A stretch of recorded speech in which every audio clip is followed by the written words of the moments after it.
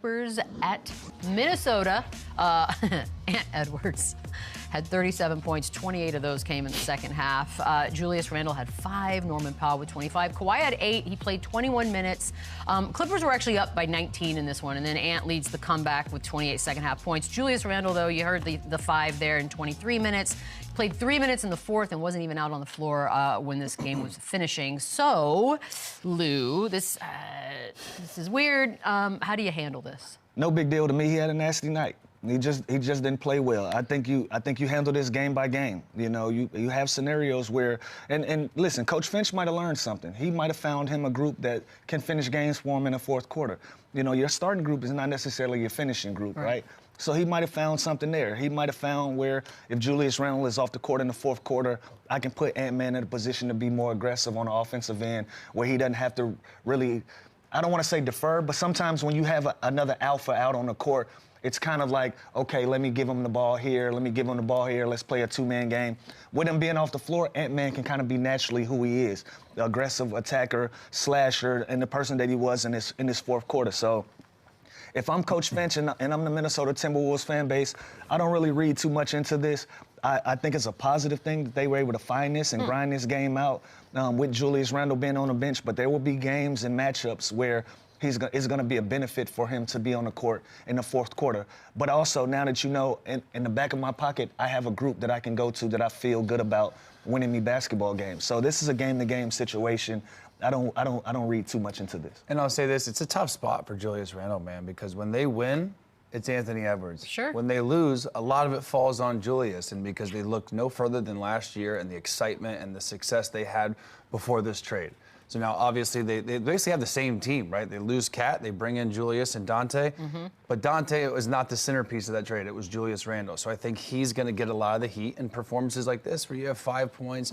And when you're not on the end of the game, that is more stock in that to me than starting. Like, when you're not closing a lineup, that means your coach does not believe in you to end the game, to finish the game for you. That's more of a story to me than him struggling or him coming off the bench, whatever. Coaches play the guys they trust at the end of the game. And last night, it's just one game.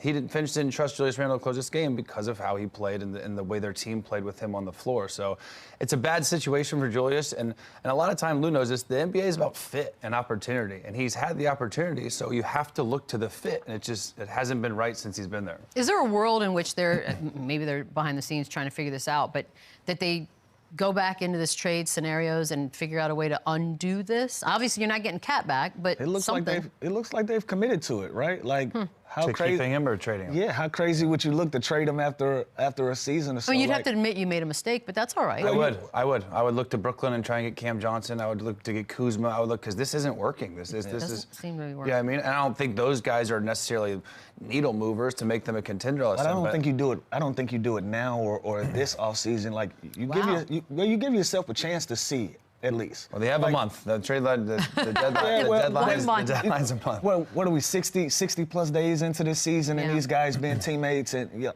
like, eventually, I'm hoping that they figure this thing out. But if you're the Minnesota Timberwolves, the front office, you look crazy if you go back into the field and you try to correct this thing. Like, you should have kept the team that you had. Now that you've committed to these guys, at least see it through and give it an opportunity. But you know, right? Like, I know. You know, so they know. Like, they know they're a worse team. So, like at the end of the day, it's an ego thing. You don't want to admit that you're wrong. But you can admit you're wrong. I think that it would be refreshing. 2 wrongs don't make it right. By trading for him and then keeping him doesn't make them right. If I could make an adjustment right now. If you can make the trade. Just playing devil's advocate. If there's a scenario where it's Rudy Gobert's chance to be traded somewhere. Now you have Julius Randle, you have DiVincenzo, you have Ant-Man. Now you can go get hybrid guys. You can go with the smaller lineups where they can play faster, where they can play a more free-flowing offense, where Julius Randle and these guys can thrive. That's also an option. So if you're the organization, you give yourself an opportunity to kind of fill it out, see it through, and see what we can get out of it. Yeah, he's more patient. I don't hate that either. Like, maybe look what you can get for Gobert. Maybe you can get a stretch big man to pair with Julius Randle. Maybe go get Vucevic, who makes more sense than Rudy Gobert with Randle. You know what I mean? Go get Valanciunas. There's other guys that can stretch the floor a little bit better than Gobert that would fit with Julius more so than just looking to shop Julius Randle so quickly. But I don't think this fits just basketball-wise, spacing-wise. Anthony Edwards needs space, and he needs open floors and open lanes. With Gobert and Randle on the floor together, he'll never get it.